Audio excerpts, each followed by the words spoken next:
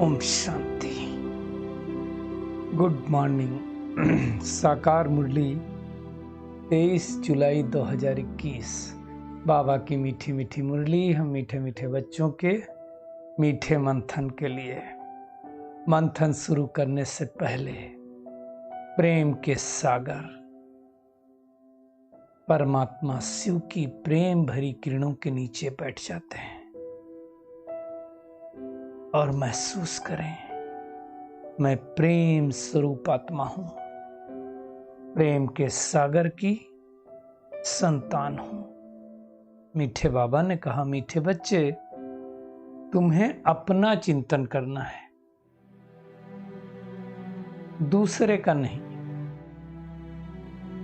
क्योंकि ड्रामा अनुसार जो करेगा सो पाएगा। हमको पर चिंतन, पर दर्शन, पर मत में नहीं जाना है। 3 पर को काटना है, पर चिंतन को, पर मत को, पर दर्शन को। क्या करना है?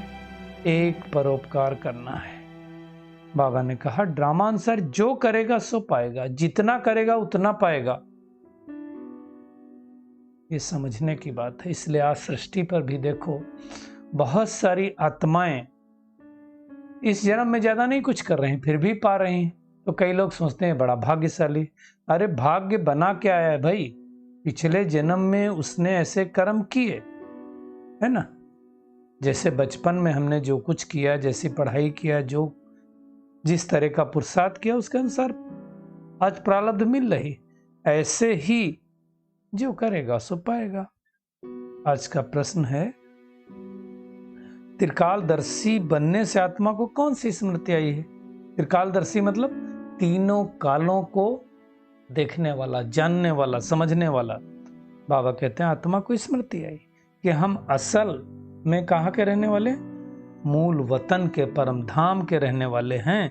और इस ड्रामा में क्या करने आए? पार्ट बजाने आए। हमने मुख्य एक्टर बन करके 84 जन्मों का पार्ट बजाया। सतयुग से चालू किया हमने पार्ट। अभी हम बाबा के सम्मुख हैं, फिर बाबा के साथ ही घर जाएंगे। कैसे जाएंगे घर? पावन बन करके घर जाएंगे, ऐसे नहीं जा सकते। फिर सुखधाम की दुनिया में आएंगे, सुधाम अर्थात सतयुग त्रेता में आएंगे। यह सारा खेल भारत पर ही बना हुआ है। यह सारी स्मृति त्रिकालदर्शी बनने से आती है। तीनों काल को जानने वाली आत्मा बनने से आएगी ना। चेक करें, मैं आत्मा कितना त्रिकालदर्शी बनी हूं। क्या मुझे निश्चय है कि मैंने 84 जन्मों का पार्ट बजाया? यस। हमें नहीं है तो किसको होगा? आज का गीत है, मरना तेरी गली में, जीना तेरी गली में। एक बार परमात्मा को अपना हाथ दे दिया तो अब परमात्मा के संग ही चलते रहेंगे। किसने गाया ये गीत? बच्चों ने गाया ना, हम आत्माओं ने गाया ना। बाबा कहते हैं सभी बच्चे जो बाबा को पहचान गए, उनके गले का हार बनना है। हम आराम से, बड़े प्यार से बाबा के साथ रहते थे परम धाम में। फिर नीचे उतरे, पार्ट बजाते बजाते बजाते बजाते अब पार्ट पूरा हुआ। अब बाबा फिर से आए, फिर से हम उनके सम्मुख बैठ करके हैं। लौकिक शरीर के संबंध में तो दुनिया वाले हैं, परंतु आत्मिक संबंध से मैं उससे फिर से बरसा ले रहा हूं। बाबा तीनों कालों का जानने वाला, तीनों लोकों को जानने वाला, तो वैसे हमें भी वो त्रिकालदर्शी, त्रिलोकीनाथ बनाते हैं। मुख्य एक्टर हम ही हैं। स्मृति आ गई ना आत्मा को। क्या स्मृति आ गई? कि हमने 2500 साल सुख भोगा। अब फिर से परमात्मा की श्रीमत पर चलकर जितना याद करेंगे उतना त्रिकालदर्शी बनेंगे और उतना ऊंच पद पाएंगे, उतना सुख की दुनिया में जाएंगे। सबसे ऊंचा से ऊंचा कौन? भगवान को ऊंचे से ऊंचा कहा जाता ना।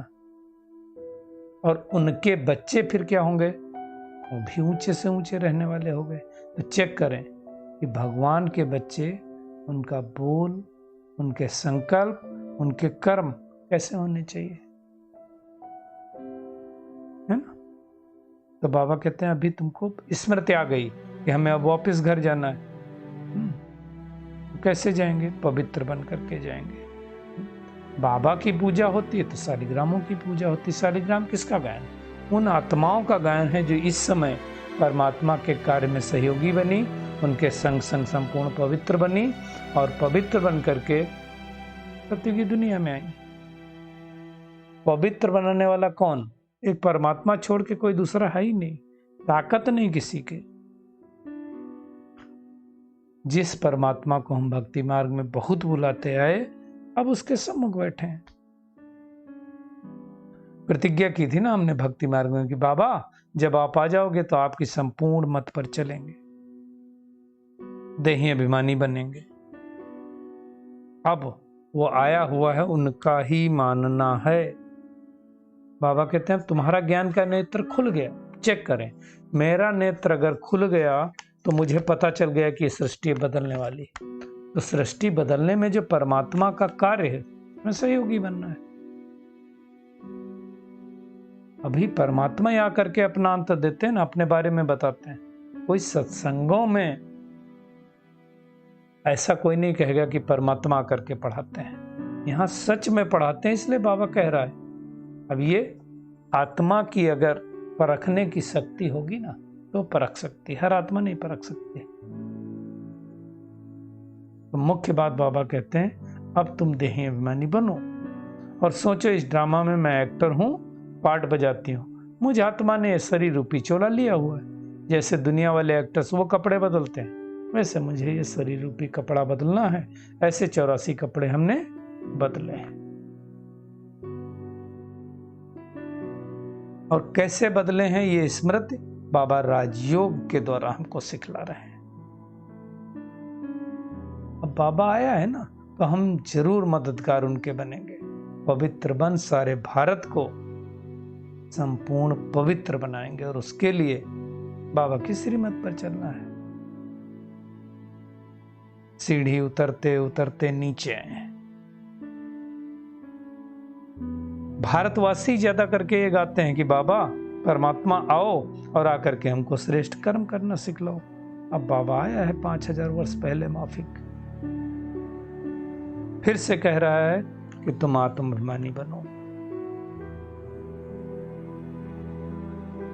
जैसे दुनिया में नाटक करने वालों को पता होता है कौन से वस्त्र पहन करके क्या पार्ट बजाना है, वैसे ही हमको भी पता है कि हमें कौन कौन से पार्ट बजाने हैं। ये बेहद की बात है।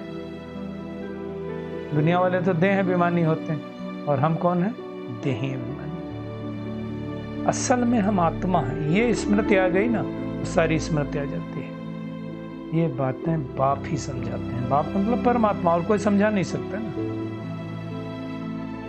अब दो काम करना है। एक तो विकर्म कोई करने नहीं है और जो विकर्म ऑलरेडी कर लिए हैं उनको परमात्मा की याद से नष्ट करना है। बाबा कहते बहुत सारे तूफान आएंगे, मनसा में भी बहुत तूफान आएंगे। परीक्षा देनी है ना, चेक करना है हमारी कोई कर्मेंद्रियां चलायमान तो नहीं होती। ये हमारी सूक्ष्म चक्की में, चाहे स्थूल कर्मेंद्रियां हो चाहे सूक्ष्म कर्मेंद्रियां हो, कोई कर्मेंद्री चलायमान नहीं होनी चाहिए। मन कहीं भागता तो नहीं है, बुद्धि कोई गलत चित्र तो नहीं दिखाती है ना। संपूर्ण निर्भय बनना, डरना भी नहीं। अगर आत्मा समझते हैं तो डरेंगे भी नहीं, है ना। बाबा कहते तुम जानते हो अब खेल पूरा हुआ। इस ड्रामा रूपी खेल को साक्षी होकर के देखना है ना। परमात्मा इस सृष्टि का बीज रूप है, फिर नई दुनिया की स्थापना कर रहा है। पहले 2 पत्ते फिर अनेक पत्ते निकलते जाएंगे। है आत्मा बहुत छोटी लेकिन बहुत पावरफुल है, उसमें सारी नॉलेज भरी हुई। ये सब बातें बाप यानी परमात्मा जो ज्ञान का सागर है वो हमें समझा रहा है। उनका भी पार्ट रूंधा हुआ है, हमारा भी 84 जन्मों का रूंधा हुआ। हम दुख सुख का पार्ट बजाते हैं, परमात्मा दुख सुख से न्यारा है। हम पुनर्जन्म में आते हैं, परमात्मा नहीं आता। बाबा कहते दुख में तो बहुत तकलीफ होती है, बाबा को तो मतलब ही नहीं है। तो मुख्य बात है हमें याद के द्वारा, बाबा सहज युक्ति बताते हैं, हमें फिर से सतोप्रधान बनना है। बाबा कल्प कल्प आता है हम पतितों को पावन बना करके पावन दुनिया का मालिक बनाना। बाबा कहते दुनिया वाले तो बहुत माथा मारते हैं, लेकिन जानते नहीं। तुम बच्चों को पता चला है कि आत्मा कैसे आती है, कैसे जाती है, कैसे निकलती है, परंतु इन आंखों से देख नहीं सकते, सूक्ष्म है ना।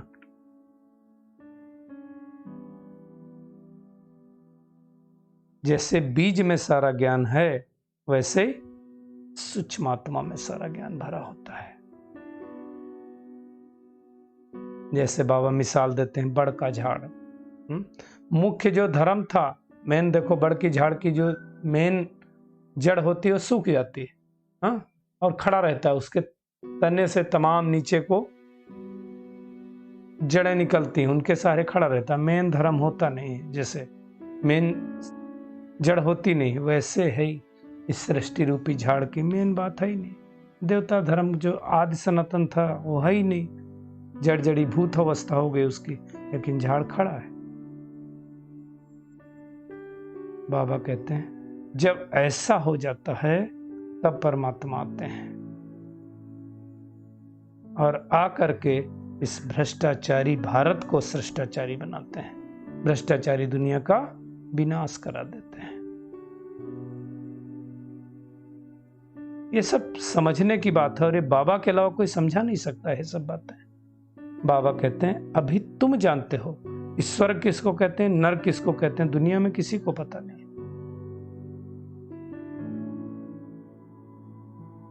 सतयुग के महाराजा महारानी लक्ष्मी नारायण हो गए, उनको किसने लक्ष्मी नारायण जैसा बनाया, किसने सुख दिया, ये दुनिया में किसी को भी पता नहीं है। सुख देने वाला कोई तो होगा ना, वो सुखदाता परमात्मा ही है।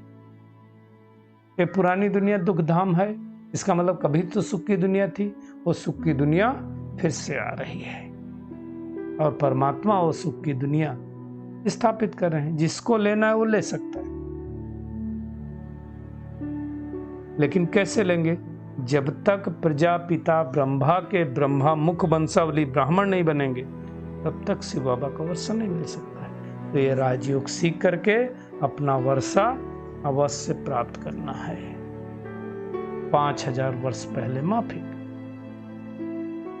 कब। अब कई बच्चे, बाबा ने आज बहुत अच्छी बात बताई है कि पूछते हैं ड्रामा को बड़ा माने या पुरुषार्थ को बड़ा माने। कई बच्चे सोचते ना कि पता नहीं ड्रामा में पार्ट है नहीं है, ड्रामा में होगा तो कर लेंगे। बाबा कहते हैं पुरुषार्थ बगैर प्रारब्ध कैसे मिलेगी, तो ऐसी गलती कभी नहीं करना कि ड्रामा में होगा तो कर लेंगे। किया, बाबा कहते हैं, समझाते हैं, अगर किया तो फिर ड्रामा करने के बाद कहा जाता है ड्रामा अनुसार इनका पुरुषार्थ अच्छा चलता है, अच्छा पद पाएंगे। बाबा कहते हैं खुद को भी पता चलता है, ब्राह्मणियां भी समझ सकती हैं कि कौन क्या बनने वाला है। मूल बात है निर्विकारी बनना, यही है मुश्किल काम, यही मेहनत का काम है।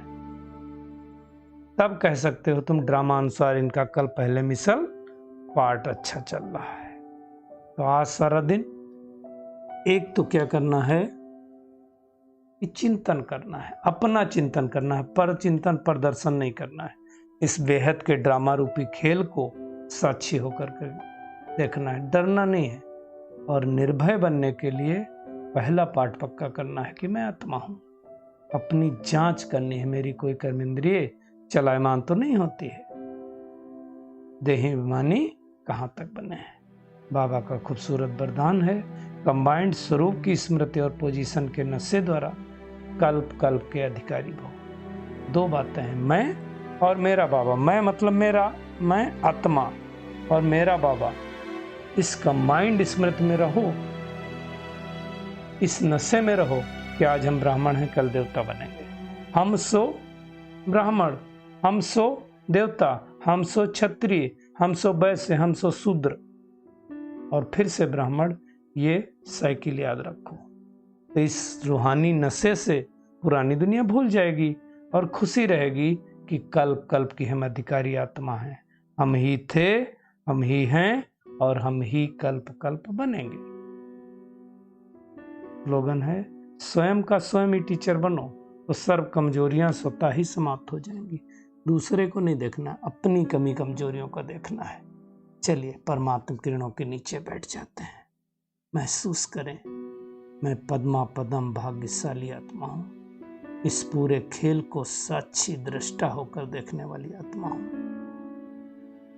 स्वचिंतन करके पर दर्शन पर मत पर चिंतन से मुक्त रहने वाली आत्मा हूं। कंबाइंड स्वरूप की स्मृति में रहने वाली आत्मा हूं। मैं और मेरा बाबा ये पाठ पक्का कर 21 जन्मों की बादशाही प्राप्त करने वाली आत्मा हूं। स्वयं का स्वयं ही टीचर बनकर अपनी सर्व कमजोरियों को समाप्त करने वाली फोटो में कोई आत्मा हूं। शुक्रिया मीठे प्यारे बाप दादा, शुक्रिया आप सभी का इस मीठे मंथन के लिए। ओम शांति।